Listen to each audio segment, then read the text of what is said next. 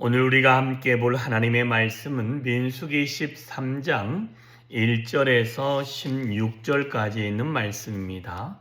민수기 13장 1절에서 16절 같이 읽습니다. 시작. 여호와께서 모세에게 말씀하여 이르시되 사람을 보내어 내가 이스라엘 자손에게 주는 가나안 땅을 정탐하게 하되 그들의 조상의 가문 각 지파 중에서 지휘관 된 자 한 사람씩 보내라. 모세가 여호와의 명령을 따라 바란 광야에서 그들을 보내었으되 그들은 다 이스라엘 자손의 수령된 사람이라. 그들의 이름은 이러하니라. 르벤 지파에는 삭굴의 아들 삼무아요, 시몬 지파에는 호리의 아들 사바시요, 유다 지파에는 여분네의 아들 갈렙이요, 이사갈 지파에서는 요셉의 아들 이갈이요, 에브라임 지파에는 눈의 아들 호세아요, 베냐민 지파에는 라부의 아들 발디요, 수불론 지파에는 소디의 아들 갓디엘이요, 요세 지파 곧 므낫세 지파에는 수시의 아들 갓디요, 단 지파에서는 그말리의 아들 암미엘이요, 아셀 지파에서는 미가엘의 아들 수두리요, 납달리 지파에서는 윕시의 아들 나비요, 갓 지파에서는 마기의 아들 그우엘이니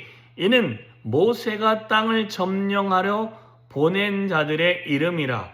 모세가 눈의 아들 호세아를 여호수아라 불렀더라. 아멘. 자, 바란 광야에서 이제는 정탐을 보내게 되어집니다. 자, 정탐을 보내는데 각 지파에서 그들이 지파를 대변하는 지휘관들 한 사람씩을 뽑게 되어지죠. 딱 12입니다. 그 중에 빠진 지파로서는 레위 지파가 빠지고 요셉의 아들 므낫세와 에브라임이 들어가게 되어집니다. 자, 그래서 르우벤 지파부터 갓 지파에 이르기까지 12이 들어가게 되어집니다. 자, 그래서 그들에게 정탐을 하게 되어지죠. 그 정탐을 가기 위해서 12를 뽑은 내용이 1절부터 16절까지 나오며 단 눈의 아들 호세아를 모세는 그를 갖다가 여호수아라 불렀다라고 합니다.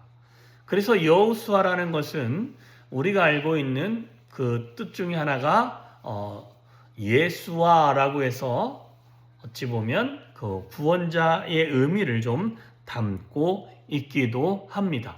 그런데 그 모세에 가까이 있었던 그 여호수아까지 함께 보내게 되어졌다라는 것입니다.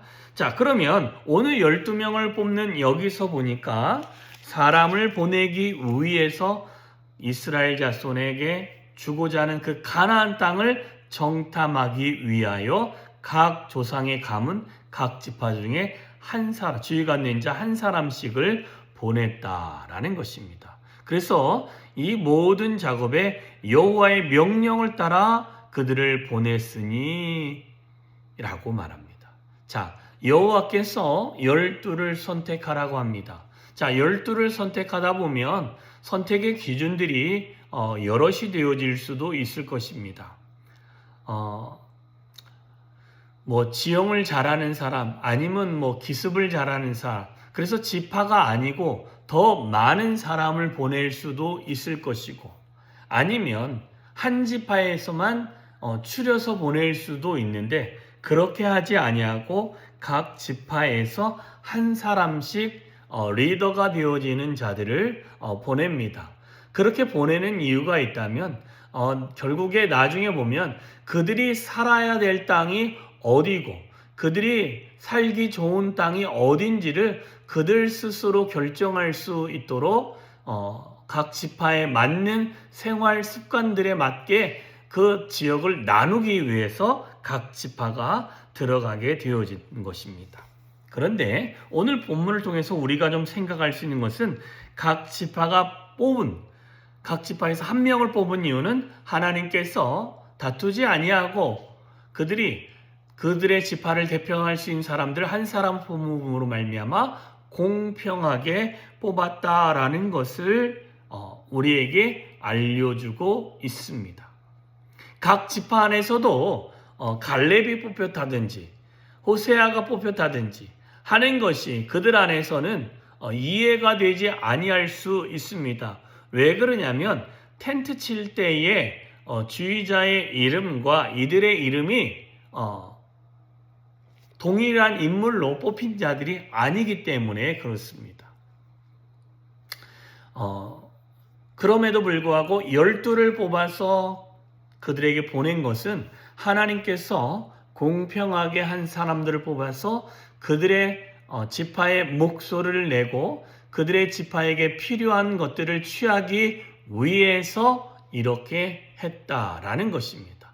그리고 이렇게 해야 다툼이 적고 이렇게 해야 서로 경계하는 것들이 줄어들기 때문에 이렇게 했다라는 것을 우리가 확인할 수 있습니다.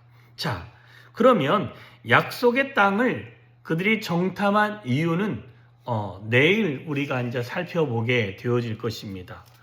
그 성읍이 어떠한 성읍인지를 40일 동안 이들이 정탐을 하지요.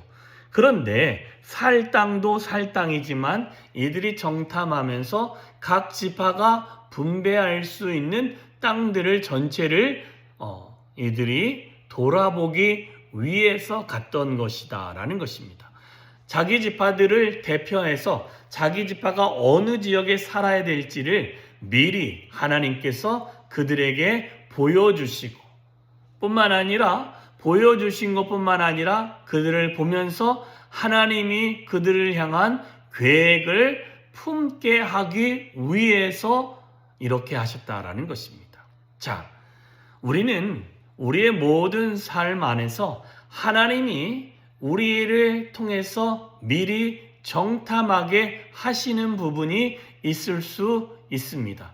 이 말은 우리는 계획하지 않았고 우리는 생각지도 않았지만 하나님께서는 우리를 통해서 하나님의 일들을 이루기 위해서 미리 어느 지역을 정탐하게 하실 수 있습니다. 하나님은 저와 여러분의 삶에 정탐하게 하는 이유는 그게 약속의 땅이기 때문에 정탐하게 하신다는 것입니다. 미리 하나님이 우리에게 마음을 주시고 미리 하나님이 그 땅을 보게 하시는 이유는 그 땅에서 하나님의 약속을 이루기 위해서라는 것입니다. 그런데 여기서 하나님의 마음을 하나님이 이 땅을 주신 거에 대한 그 마음의 태도를 잃어버리고 놓치면 어떻게 되어지느냐? 오늘 본문의 13장 우리는 16절 초반까지만 읽었지만 후반부에 가면요. 이들이 어떻게 그 땅을 평가하는지를 나오게 되어지고 14장에 가면 그들이 원망하는 일들도 일어납니다. 그 원망의 중심에는 뭐가 빠졌느냐? 하나님이 빠지게 되어집니다. 하나님이 없고 하나님이 약속했는데 하나님은 없고 그들이 정탐한 땅을 보고 땅은 좋고 땅은 괜찮고 그러나 우리는 불가능한 자입니다. 라고 고백하면 하나님의 역사는 거기서부터 멈추게 되어집니다. 하나님의 약속의 땅, 하나님이 주시겠다고 하는 땅에는 하나님의 계획이 있고 하나님이 앞서 보게 하신다는 것입니다. 자, 우리의 삶에도 동일합니다. 하나님의 약속한 걸음을 우리는 걸어갑니다. 그 걸음에는 불안정합니다. 그러나 우리는 우리의 눈을 통해서 그 모든 것을 하나님이 보게 하십니다. 보았다면 그 안에서 하나님이 일하실 것을 기대할 수 있어야 되고 하나님의 역사를 기대해야 될 것입니다. 그 기대감이 빠지면서 하나님의 약속의 땅을 보기만 하고 우리의 생각대로 결정하고 판단하고 그 이후에 그 땅에 대해서 우리가 후반부에 나올 악평하게 되어진다면 하나님은 그 땅을 그들에게 주어지지 않습니다. 그 땅을 얻기 위해서는 우리가 보고 정탐하는 모든 곳에 먼저 누가 보내신 것입니까? 하나님이 약속하시고 하나님이 우리에게 보내신 거라는 것입니다. 그러니 저와 여러분의 마음 가운데 하나님의 약속의 음성이 들려진 후에 그 길을 걸어갔다면 그 일의 끝에도 누가 계시겠습니까? 하나님이 계심을 잊지 않고 하나님의 약속의 땅을 정탐하면서 바라보면서 매일매일을 살아갈 수 있는 저와 여러분 되어주시기를 주님의 이름으로 축원합니다. 기도하겠습니다. 참 좋으신 하나님 아버지 감사합니다. 오늘도 귀하고 복된 하루를 우리 가운데 허락하여 주심에 감사합니다. 하나님 정말 약속의 땅을 그들에게 보여주시고 그곳을 탐지하기 위해서 12를 선택하고 그 땅 가운데 들어가게 했을 때는 하나님의 계획과 하나님의 인도함이 그들의 삶 가운데 있는 줄 믿습니다. 하나님, 이 마음을 우리가 놓치지 않는 자가 되게 하여 주시옵소서. 우리의 삶 가운데도 하나님이 약속하시고 인도하시고 또한 동행하여 주시는 그 하나님을 우리가 놓치지 않고 살아가게 하시며 그 하나님과 동행하며 하나님의 인도함을 받으며 하나님의 거룩함을 우리의 삶에서 찬양하며 높여드리며 그 하나님의 역사를 볼 수 있는 오늘 한 날이 되어질 수 있도록 주여 오늘도 우리와 동행하여 주시며 우리와 함께하여 주시며 우리 안에서 역사하여 주시옵소서. 오늘도 우리의 삶에 붙들어 주실 주님을 찬양합니다. 예수님의 이름으로 기도하였사옵나이다. 아멘.